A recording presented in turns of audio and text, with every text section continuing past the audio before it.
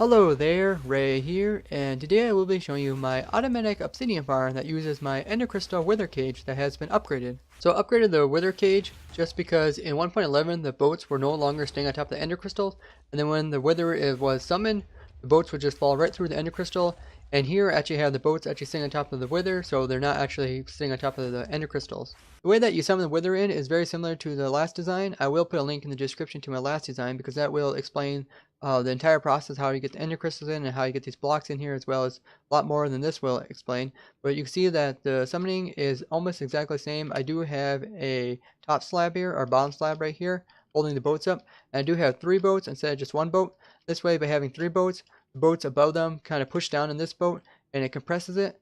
And that way the wither is, even if it hits this boat, it won't be able to make the boat fly up at all because they're being compressed down by the boats above them. Then I also have a slab up here just holding them down. Now the way we summon them in is almost exactly the same. You just come in with a skull, put your last skull in up against here, you have the wither here, then you put the water in for the wither, and you'll be in survival. You come up really close, so as soon as he summons in, he will automatically kill you by his explosion, and then once you respawn, you will be at whatever you respawn at. Now here we have the exact same setup as prior. We have a bed, which the player will sleep in, and this will set his spawn point right here in the bed, and then every time he gets out of the bed he'll be placed directly into the entrance end portal.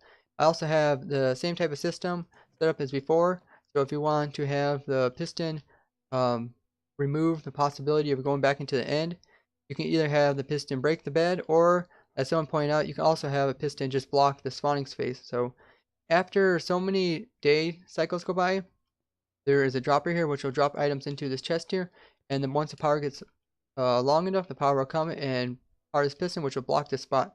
The player will no longer be able to go into the end dimension. Instead, he will just say that his bed is blocked and he'll be placed at the world spawn point or near it.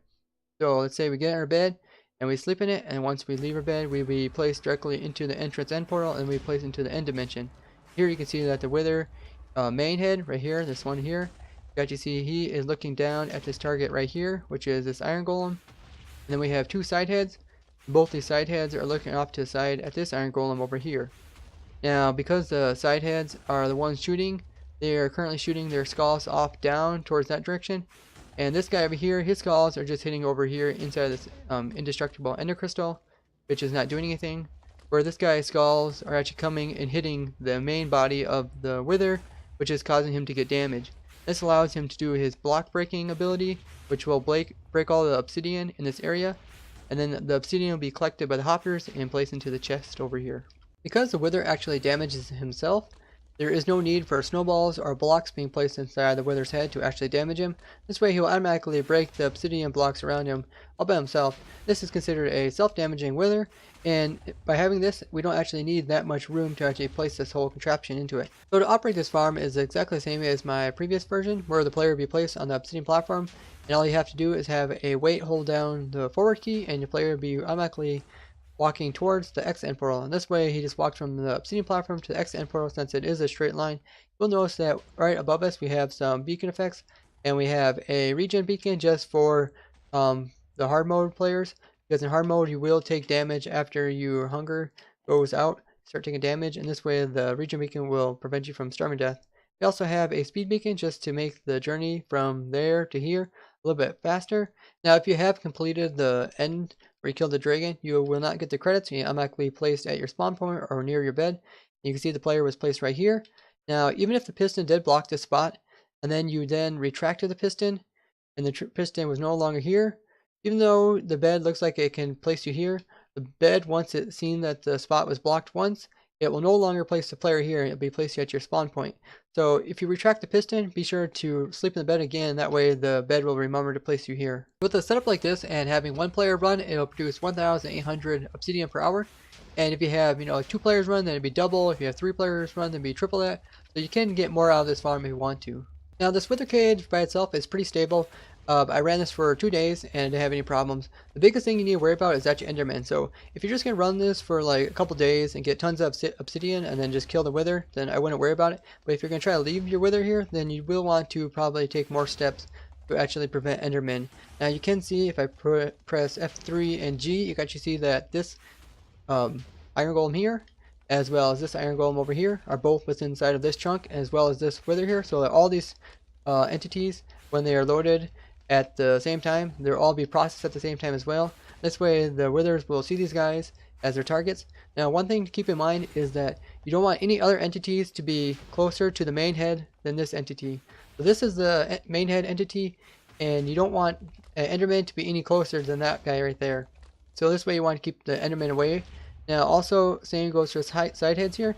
You don't want them to be able to see any other entity that they could attack other than this iron golem here. So because of this, you will probably want to put up a wall right over here just to prevent the side heads from seeing like Enderman. If there's Enderman over there, that would just block it so they can't see those Endermen over there.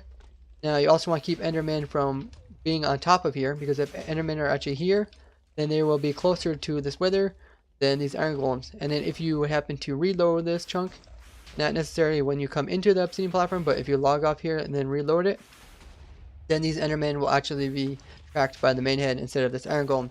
So, and because of that, you will probably want to come up and then put a block up here just to make sure that no Enderman can actually be any closer than this iron golem is to this wither here. And best to keep the Enderman as far away as possible. So I would advise probably lighting this area up. But like I said, it's not necessary if you're just going to run this farm for a couple of days and get obsidian. But if you want to leave that wither in there, then you do want to take steps to actually try to avoid Endermen, because Endermen are the biggest problem. The reason why the actual wither cage is very stable when you're actually using the obsidian farm versus not using it, because when you're actually using the obsidian farm, once the player spawns here, the Enderman can only spawn within 24 meters of the player. So the Endermen are already spawned pretty far away from the wither here. Now as the player walks this direction, he will cause more Endermen to spawn, and the majority of them will kind of spawn right here in the center. Now as the player walks all the way to this direction, Endermen over there by the obsidian platform will despawn. Now once the player is over here, the majority of the Endermen will actually be right here. And then once you complete this loop again, the player will be placed back over here. And overall, the majority of the Enderman spawns will be placed in the center, and that's where they'll stay. They don't really actually have too much problems with Enderman. So if you want to know the distance where to place the iron golems from the wither here, you can see underneath of these hoppers, we got about 4 meters down, we got an iron golem over here, we got about 8 meters, then we got another iron golem over here. This way you can place the iron golems in the correct location. So I will have the world download in the description prior to me actually summoning in the wither, so that when you get this world download, you can actually practice summoning in the wither before you actually do it in survival. And do check out the previous video before you build this. So there you have it guys, my 1.11 fix for my automatic obsidian farm.